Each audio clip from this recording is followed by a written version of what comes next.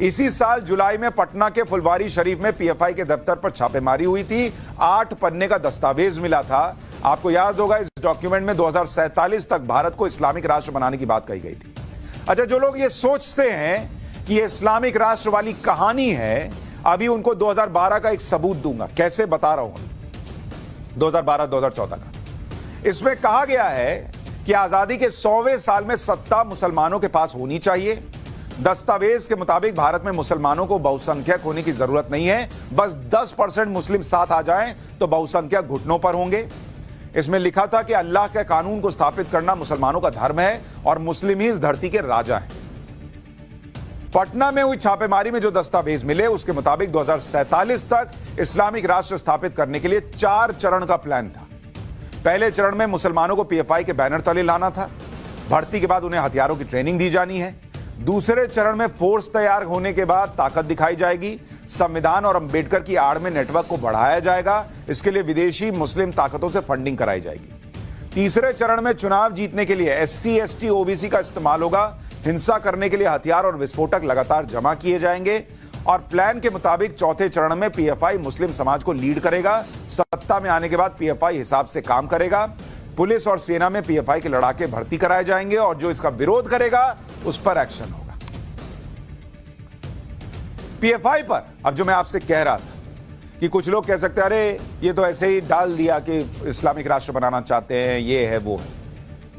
मैं आपको 2012 में ले जा रहा हूं, साल 2012 में। और ये भी आपको इसलिए जानना चाहिए कि कुछ लोग ये भी कहते हैं कि ये बीजेपी की साजिश है, ये नरेंद्र मोदी की साजिश है, ये मुसलमानों के खिलाफ। बॉस सुनिए, पीएफआई पर साल 2012 में ही केरल में कांग्रेस की ओमान चांडी सरकार ने हाईकोर्ट में एक हलफनामा दाखिल करके यह कहा था कि कट्टरपंथी मुस्लिम संगठन popular front of India band संगठन सिमी यानी students Islamic movement of India का एक और रूप है। यह बीजेपी नहीं कह रही, यह नरेंद्र मोदी नहीं कह रही, यह केरल के अंदर ओमन चांडी मुख्यमंत्री, कांग्रेस की सरकार, वो कोर्ट के अंदर हलफनामा देकर कह रहे हैं कि यह तो आतंकवादी संगठन सिमी का दूसरा रूप है पीएफआई। उस केरल के अंदर कह रहे हैं जहां पर बीजेपी तो उस वक्त सत्ता में कहीं जीरो थी, अभी भी जीरो ही है, उस वक्त तो और खत्म थी। हलफनामे में यह कहा गया था कि सिमी के ज्यादातर पूर्व सदस्य ही पीएफआई को संभाल रहे हैं और उनके ज्यादातर काम देख रहे हैं। यह साबित करता है कि पीएफआई ही सिमी का एक दूसरा रूप है। सरकार ने यह भी कहा था कि पीएफआई देश की सुरक्षा और संप्रभुता के लिए खतरा है। हलफनामे में यह भी लिखा गया था कि 27 मर्डर केस में पीएफआई के सदस्य शामिल हैं और ज्यादा मर्डर केस सीपीएम और आरएसएस काडर के हैं। सरकार ने यह भी माना था तब कि ज्यादातर हत्याओं का मकसद सांप्रदायिक था। यह कांग्रेस की ओमन चांडी सरकार ने 2012 में कोर्ट में कहा था।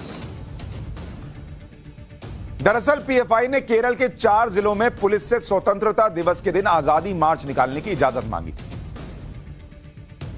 लेकिन पुलिस ने इजाजत नहीं दी। यह कहा गया कि इससे कानून व्यवस्था को खतरा हो जाएगा। केरल पुलिस के इसी फैसले के खिलाफ पीएफआई ने हाईकोर्ट में याचिका दी थी। साल 2012 में केरल में कांग्रेस सरकार पीएफआई को देश के लिए खतरा बता रही थी, सुने ना अभी आप। लेकिन साल 2013 में कर्नाटक की कांग्रेस सरकार पीएफआई के सदस्यों को बचाने में लगी हुई थी। और इसलिए मैंने कहा कि 2012 में जब इनको बताया जा रहा था देश के लिए खतरा, उसी वक्त मनमोहन सरकार इनको बैन कर सकती थी, वहां की सरकार बैन कर सकती थी, लेकिन वो हुआ नहीं, क्योंकि 2013 में कर्नाटक में कांग्रेस की सरकार इनको बचा रही थी। साल 2013 में जब कर्नाटक में कांग्रेस की सरकार बनी तो यह फैसला लिया गया कि पीएफआई और एसडीपीआई, जो पीएफआई का पॉलिटिकल विंग है, उसके सदस्यों पर दर्ज केसेस को ड्रॉप किया जाएगा। ये केस भी कौन से थे? कोई छोटी मोटी चोरी लूट के नहीं थे, सांप्रदायिक माहौल को बिगाड़ने के आरोप के थे। साल 2013 में सिद्धारमैया सरकार ने 1600 पीएफआई एक्टिविस्ट से 176 केस हटाने की इजाजत दे दी थी। उस पीएफआई के ऊपर से केसेस हटाने की इजाजत दी जिनको खुद कांग्रेस की केरल की सरकार आतंकवादी संगठन सिमी से जोड़ रही थी। 2012 में वो आतंकवादी संगठन जैसे दिख रहे थे केरल के अंदर, 2013 में कांग्रेस जो है कर्नाटक में उनके लोगों को छोड़ रही है। ये अपने आप में क्या विडंबना है, आप सोचिए। ये केसेस जो थे, जो सिद्धारमैया सरकार ने वापस लिए, वो 2008 से 2013 के बीच बीजेपी सरकार के दौरान दर्ज किए गए थे। साल 2015 में भी ऐसा ही हुआ। कर्नाटक की कांग्रेस सरकार ने साल 2009 में मैसूर में भड़की सांप्रदायिक हिंसा के केस में पीएफआई सदस्यों पर दर्ज हुए 40 क्रिमिनल केस को वापस लेने की सहमति दी। तब कर्नाटक पुलिस इस फैसले से खुश नहीं थी। पुलिस खुश नहीं थी, लेकिन सरकार ने दे दी इजाजत। राज्य के कई पूर्व अधिकारियों ने इसे बड़ी गलती बताया। हालांकि कर्नाटक के तत्कालीन गृह मंत्री ने कैबिनेट के फैसले का बचाव किया।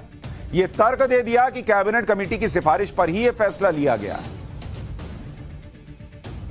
सोचिए, पीएफआई पर कब की लगाम लग चुकी होती अगर कांग्रेस ने अपनी ही केरल सरकार को सुन लिया होता या देखा होता कि कर्नाटक की पुलिस क्यों विरोध जता रही। लेकिन लोगों को छोड़ रही थी कांग्रेस कर्नाटक के अंदर, पीएफआई के लोगों को।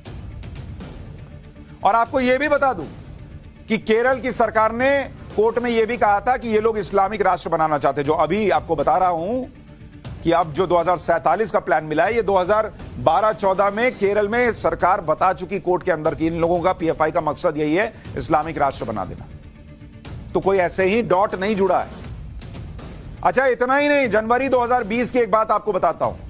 तब एनआईए एक्ट के खिलाफ छत्तीसगढ़ की कांग्रेस सरकार सुप्रीम कोर्ट चली गई।